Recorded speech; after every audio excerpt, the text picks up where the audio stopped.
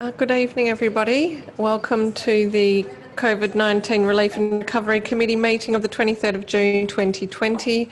I'd like to open the meeting at 5:03 p.m. and start by acknowledging that we meet on the lands of the Whadjuk people of the Noongar Nation and pay our respects to elders past, present and emerging. We have all members accounted for, Councillor Castle and myself in the chamber and Councillor Gontaszewski attending remotely via Zoom. And we have many of our staff joining us this evening as well. So we have no apologies this evening. So we'll go straight to public question time and receiving of public statements. I note that there's no one in the public gallery, but I do understand that we have received a question in writing. Through you, Mayor Cole, we've received one statement in respect to item 10.2, which is the art relief grants. The statement is from Dudley Meyer of Highgate. Reads as follows. At last week's COVID-19 committee meeting, the committee endorsed 3 artists to be recipients of an arts relief grant. The artists were named, just given Orwellian numbers. The amounts they would receive were not identified and the work they would produce was not described. As well as stopping the live streaming, the minutes show that the recording of that portion of the meeting was stopped. Approximately 3 hours later, the full council adopted a recording and web streaming policy. The first points in the policy states that the meetings will be recorded, including when council resolves to go behind closed doors. However, the policy does not allow the presiding member to stop recording when the matter is considered behind closed doors. I did object to the clause which allowed the presiding member to stop recording, but my comments were not adequately represented or considered by staff. I said that I could not think of a valid situation which could justify stopping the recording, and I likened it to the moral equivalent of destroying evidence.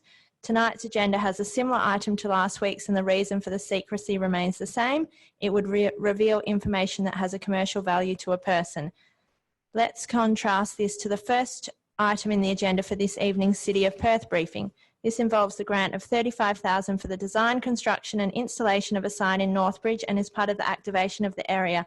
It is linked to the development of the Rechabite Hall as a multi-level arts and hospitality complex. This grant is part of the City's discretionary COVID-19 Recovery Action Plan. The report identifies the recipient, Happy Heart Pty Ltd, which is a company formed by Adrian Finney and Marcus Canning.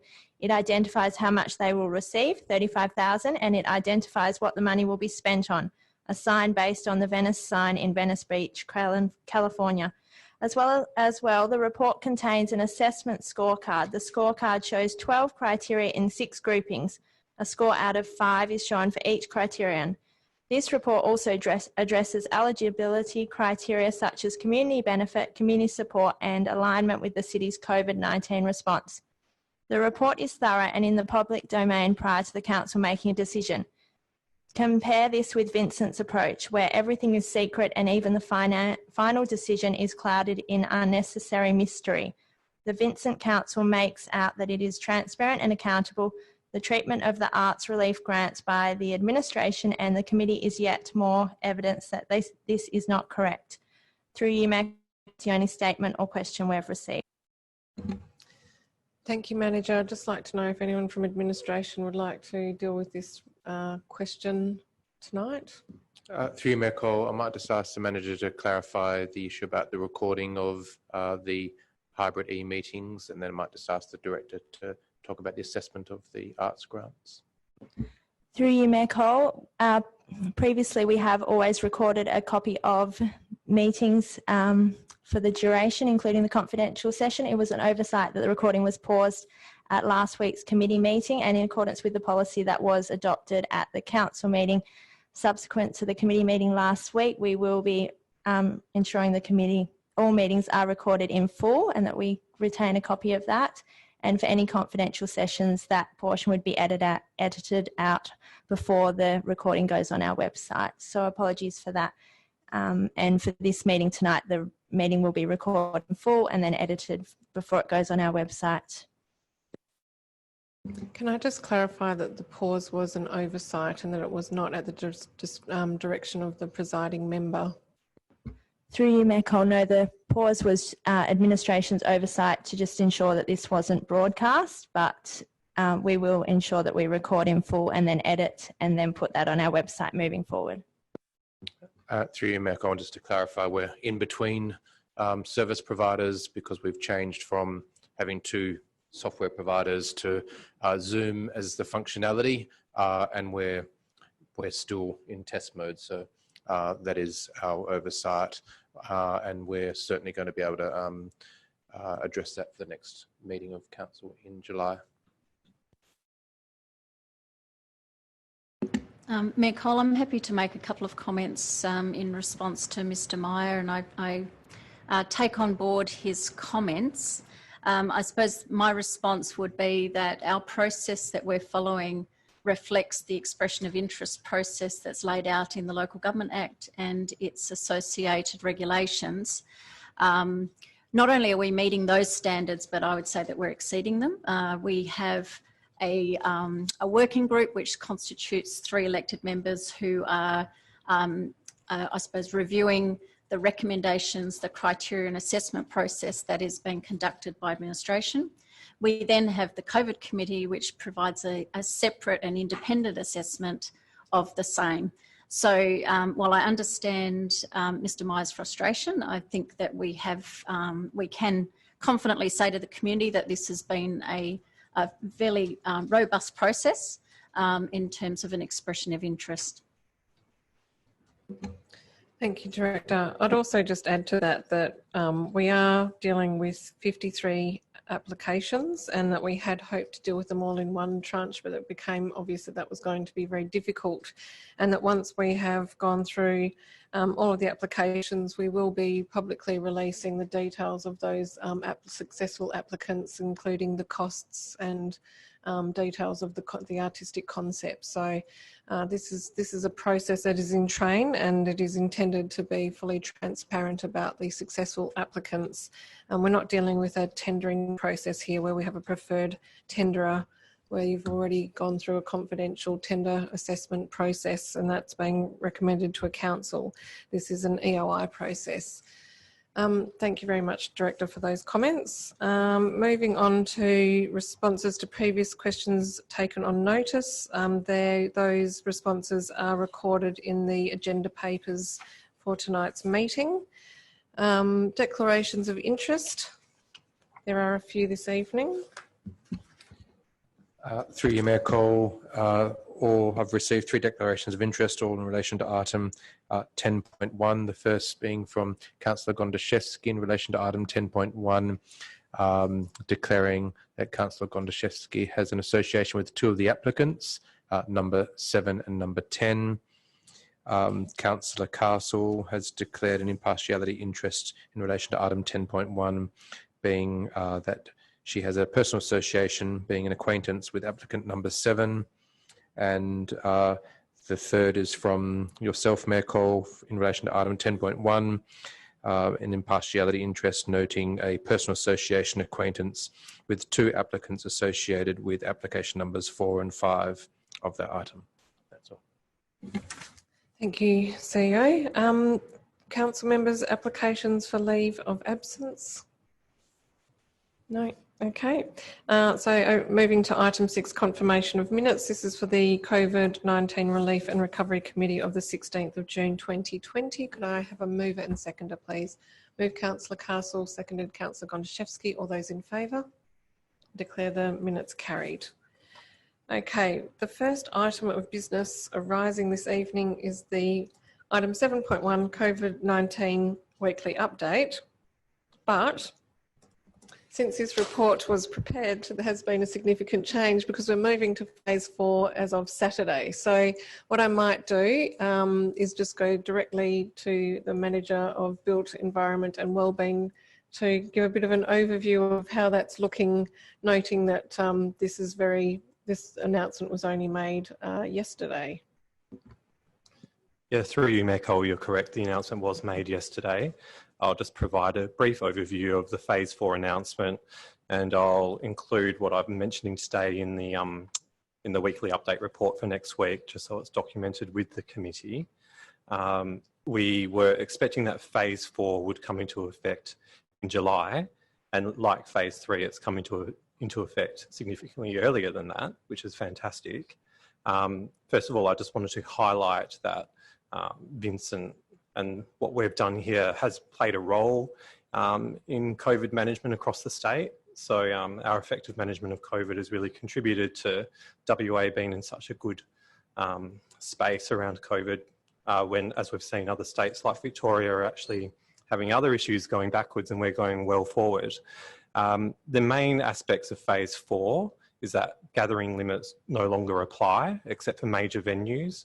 And the only major venue in the city of Vincent is HBF Park.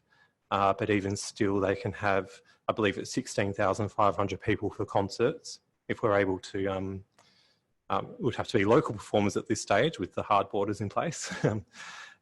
There's also the 2 square metre rule in place that remains, and that will be removed on the 18th of July as part of phase 5. Food and drink can be served to standing patrons. Unseated performances are permitted. The patron register is no longer required for restaurants. I'm unclear on whether that is going to still be required for community facilities. We'll wait for further guidance from the government on that. But a COVID safety plan is still required at this stage. Gyms can operate unstaffed and smaller events can also occur as well. In terms of the implications on that for the City of Vincent, BD Park can operate without a venue limit, and the same applies for the library and other community facilities. Each of these facilities are fairly minimally affected by the 2 square metre rule, so they will be operating as they were pre-COVID-19. Restaurants and cafes should also be able to operate business as usual within their own spaces as they were pre-COVID-19. The density rule may make it a little bit better for them, but they're in a good place at the moment. One of the biggest changes will be that bars and clubs which didn't have a sitting service can now reopen. We, at the city, previously issued maximum accommodation certificates for bars and clubs using a ratio of 1 person per 0.85 square metres. So with the 2 square metre rule, that means that these businesses can reopen at about 42.5% of their capacity until the 18th of July, when the 2 square metre rule is lifted. Also, finally, events can go ahead, and the DOH of Health has issued guidelines around that. We have started to review those guidelines. The public health team, place managers and marketing, and we're working on a future approach to events considering our budget and other factors that we have to manage in our new economic environment. But there are some good examples of businesses partnering to organise events from a bottoms-up approach. For example, the Truffle and Jazz Dinner in Mount Hawthorn. So we are starting to see some movement there. Thank you. Thank you, Manager. How would you describe this phase in relation to moving forward with earlier phases? Is there less involved for the city in terms of operationally getting these things in place, or has it still got quite a lot of work behind the scenes to do? Through you, Mayor Cole, there's much less involvement from the city to be prepared for phases such as this.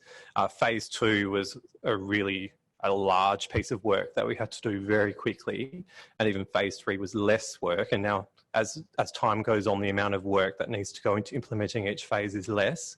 And as we've seen, for the majority of institutions in the city, they can operate as per normal, as it was before COVID, with just a few considerations. So, yeah, the workload to do this is definitely much less.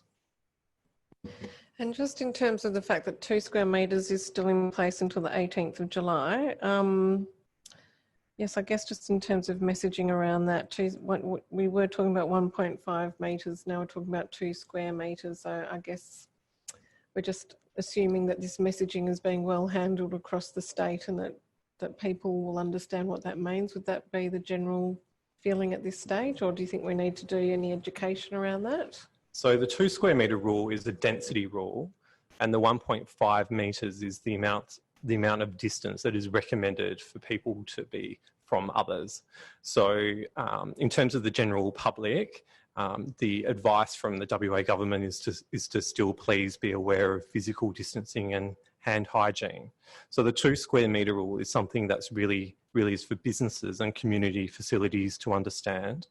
And as we've reported in the weekly update, we've provided that direct on-the-ground service to businesses and places of worship and other affected bodies in the City of Vincent, and provided that direct advisory service, which I'm aware that many other local governments have not done. So we've actually made sure that businesses have a really good understanding of what that means for them, and have given, if we've been able to offer them floor area measurements, so if the density rule changes, then they can just adjust their numbers according to that. Thank you, Manager. That was a great update. I'll just seek a mover and seconder to get this item going so I can ask questions. Move Councillor Castle, seconded Councillor Gondaszewski. Over to you, Councillor Castle. Thank you, Mayor. I don't have any questions. They were all covered already. Fabulous. Councillor Gondaszewski. Nothing from me. Okay, look, I do just want to commend the team. I think Manager, you've raised there that in some situations the city has really gone out and made contact with local businesses and done things that haven't been happening across the board, and that the actions of all of the City of Vincent has contributed in terms of the way the state in its totality has responded. And I think that the general theme that has come through this has been just such a willingness of the team and the staff members to do what is necessary to work to really, really tight timeframes. And I think your guidance has been fantastic during this period. So thank you very much. Okay, I'll put the item. All those in favour? I declare it carried. Next item of business arising is to deal with meeting dates. 7.2, setting of dates for COVID-19 Relief and Recovery Committee meetings. Can I have a mover and seconder, please? Moved Councillor Gondaszewski, seconded Councillor Castle. I'm supportive of this recommendation. I think moving to a reduced frequency is appropriate given where we're at, and I appreciate the timing change, noting that meetings will still be run as e-meetings. So if people are unable to attend in person, they can just dial in. I think this is a good move. Councillor Castle. I agree. Okay, thank you. I think just to explain, we've heard from our manager today that as we've moved through the phases, we are actually entering a phase where we're not required to work as fervently and intensely, and hopefully it will remain that way. If it doesn't, we can always revert back to a greater frequency of meetings because we have all of the structures in place now. And just to explain the 1 p.m. time, it's just because a lot of people around the table have family responsibilities, and at 5 p.m. is a difficult time in terms of managing that. But we did feel that given that this is going to be streamed, 1 o'clock would still be an appropriate time. If people are working, it would be an opportunity to hopefully be able to tune in at lunchtime, etc. And we will still be receiving questions in advance of the meeting, and also welcoming community members to engage with us online or in fact in the chamber if they do wish to come in here too. So it also is becoming difficult with having other meetings scheduled at 6 p.m. some nights, where we are actually coming in once partners are home or babysitters have turned up, and that was sort of also impinging sometimes on those start times. So I think this is a good situation to land on. Okay, I'll put it. All those in favour? Declare it carried. Okay, that does leave the arts. Oh, before we get to that, that's item 10. So the next item on the agenda is announcements by the presiding member. I have none this evening. Item 9, general business. Does anybody have any general business that they wish to raise? No? Okay. So item 10 is a confidential item, 10.1 Arts Relief Grants, Tranche 2. So I will call for a mover and seconder to go behind closed doors. Moved Councillor Castle, seconded Councillor Gondaszewski. All those in favour? Declare the motion carried. So the final items on tonight's agenda are item 11. The next meeting is on the 30th of June 2020. That will be at the usual time of 5 p.m. Yes, okay. And then on the 7th of July, we'll be moving to 1 p.m. Yes. Okay, so that concludes the agenda for this evening. So thank you very much to everyone for attending, and I'll declare the meeting closed at 6:08 p.m. Thank you and good night.